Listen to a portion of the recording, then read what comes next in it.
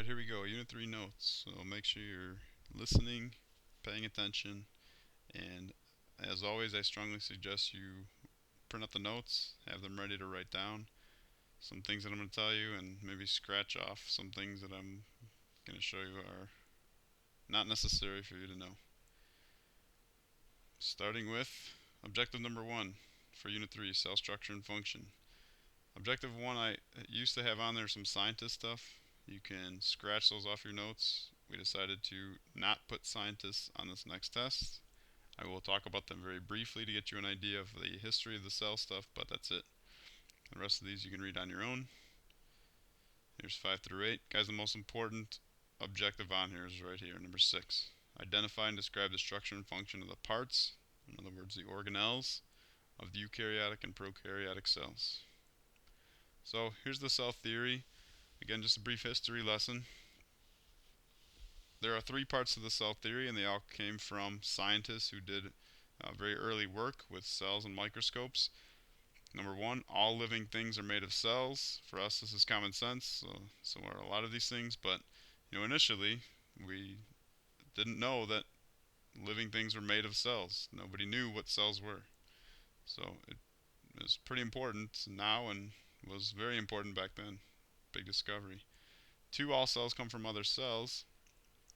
You have a vocab word on your list of the objective sheet of spontaneous generation. It was once thought that life just kind of appeared in places, but we now know that this is not true. Life comes from life. Cells come from cells. And then lastly, cells are the basic unit of structure and function for life. Your whole entire body is functioning because of the trillions and trillions of cells that are working together to make your body function. So again, the things that won't be on the test, but important to understand how this all kind of came up. Brief history lesson. Here's the guy that first invented the microscope. His name was van Leeuwenhoek. Invented the microscope and was the first to observe single-celled organisms, which was, you can imagine, opening the door to everything we know today, from bacteria to the cell parts like DNA and a lot of technology we have today. Hooke was the first one actually to describe the word cell. Schleiden was a scientist that was looking at plant tissues, and no matter how many plants he looked at, the more he found that they were made of cells. So he theorized, he didn't look at every single plant ever, but he theorized all plants are made of cells. Schwann, another scientist that worked with Schleiden actually, looked at animal tissue, and again, the more he looked at, the more he found there were cells there, so he theorized all animals are made of cells. Last guy, Virchow, studied cell division.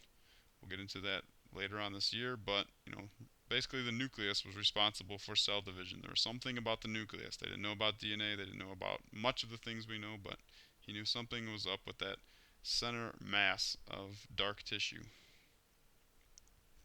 Here are the parts of the microscope, all parts you'll need to know. I'm going to focus on just a few, and especially because they're a little bit more difficult or sometimes not understood. These ones down here at the bottom. The diaphragm, coarse, and fine focus. Diaphragm controls the amount of light getting through. I'll show you a picture of that in a second. It's pretty much a wheel. The coarse focus is the bigger knob, moves the stage quickly up and down. So for rough focusing, in other words, when you're in that low power objective, you want to use the coarse focus.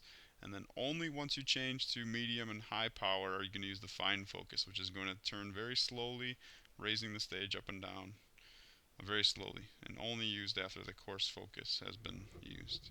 So here's a picture of that diaphragm I was talking about.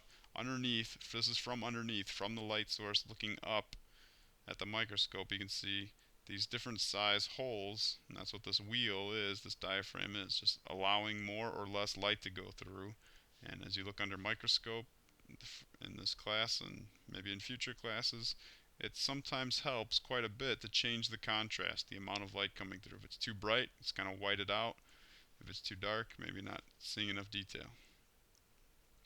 The calculations are simple, but I don't want you guys to mess this up. The eyepiece, let me go backwards. The eyepiece up here, you can see it's labeled, has a magnification itself of 10 times. All right, then you have the 4 objectives: low, medium, high, 4, 10, and 40. So simple multiplication problem. Not hard, but easy to forget if you're not paying attention. Low power is 4 times 10, medium 10 times 10, and high power 40 times 10. So here are the total magnifications that you need to know. 40, 100, 400. There's a prokaryotic cell. Prokaryotic means no true nucleus, so we're talking about bacterial cells, right? Parts that you'll need to know, not all of them, but cell wall, plasma membrane or cell membrane, same thing. Cytoplasm, ribosomes, and flagellum is one tail. Flagella would be more than one. So the parts that you need to know or don't know, you need to know the plasmid, at least not right now. These pili, nucleoid, and capsule, do not need to know those. Here's an animal cell, example of an animal cell. This is a eukaryotic cell. Eukaryotes are animal and plant cells, basically. This means true nucleus. So we're talking about cells that do have a nucleus. Eukaryotic means true nucleus. There it is right there. It's usually found somewhere towards the middle and has a pretty round shape. The rest of these organelles, you should know what they are.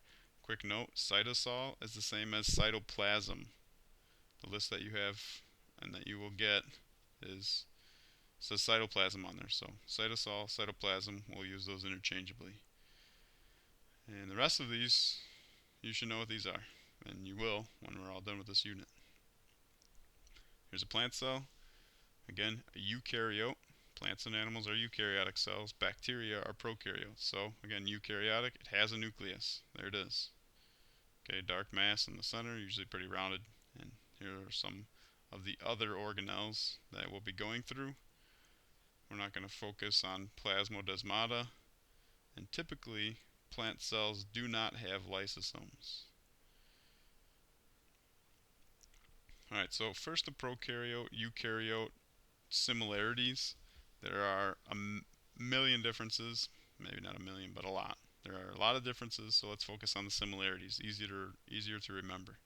And basically these top four here, similarities between prokaryotes and eukaryotes. They both have cell membrane, some kind of boundary, actually made of very similar stuff.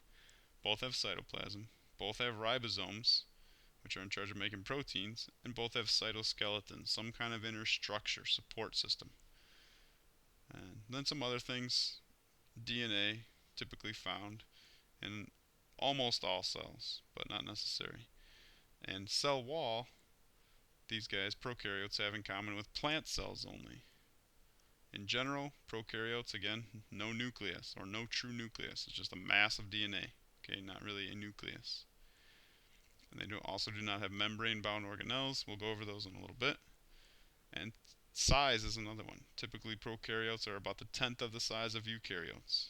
But, as always, there are exceptions we won't get into. Here are the differences between plant and animal cells. Again, they're both eukaryotes, eukaryotic cells, so that means they have a nucleus.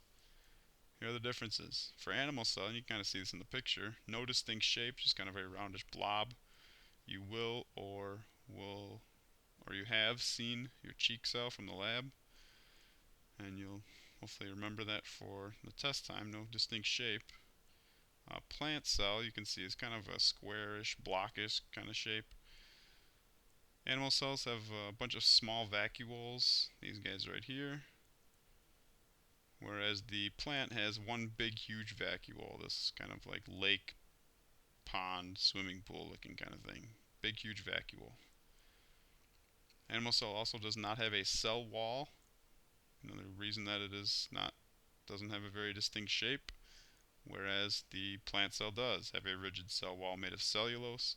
This is how plants and trees, big plants, can stand up 20, 30, 40, 100 feet in the air and not need a bone system. Okay, like us. We have a skeletal system that allows us to be upright.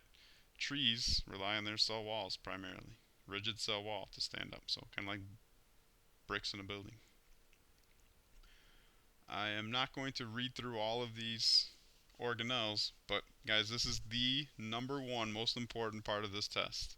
Knowing these organelles, where they are or what they look like, locating them, identifying them inside the cell of a picture of a cell, and knowing what they do.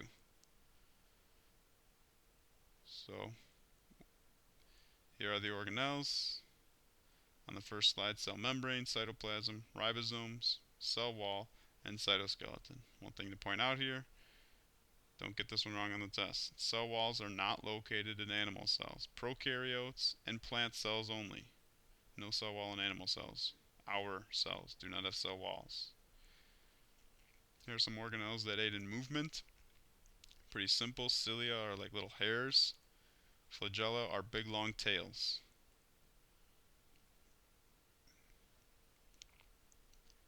And some of the rest of the organelles. Nucleolus, nucleus. Don't get these two confused. Easy to confuse these two. They're very similarly spelled. Nuclear membrane, which just basically surrounds the nucleus. The smooth ER, smooth endoplasmic reticulum, and rough ER, endoplasmic reticulum. But just in general, what does the ER do? It's in charge of modifying and transporting molecules, such as proteins, lipids, carbs, those sorts of things. The rest of these are not connected to the nucleus. You'll see this in a picture later.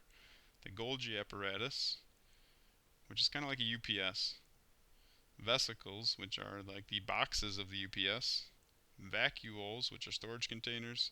And lysosomes, which are kind of like stomachs. It's not typed up on here, but it might be an easy way to remember these guys, stomachs. Because they're breaking down things, just like your stomach breaks down food. Energy organelles. The chloroplasts in plants and some bacteria, not in animal cells, another easy one to mess up. Cell walls not in animal cells. Chloroplasts are not in animal cells. You are not doing photosynthesis. That's what the job of these chloroplasts are. Mitochondria convert food to energy. These are both plant and animal cells. Plants make their own food. We consume food. But they're both using mitochondria to convert that food to energy. And then some other organelles that we'll talk in more detail when we get to cell division, but you should know for now, pretty simple. Centrioles are microtubules that are in charge of moving DNA during cell division. It's important that when cells divide, that half the DNA goes to one cell and half the DNA goes to the other cell. Splitting those DNAs in half is the job of the centrioles.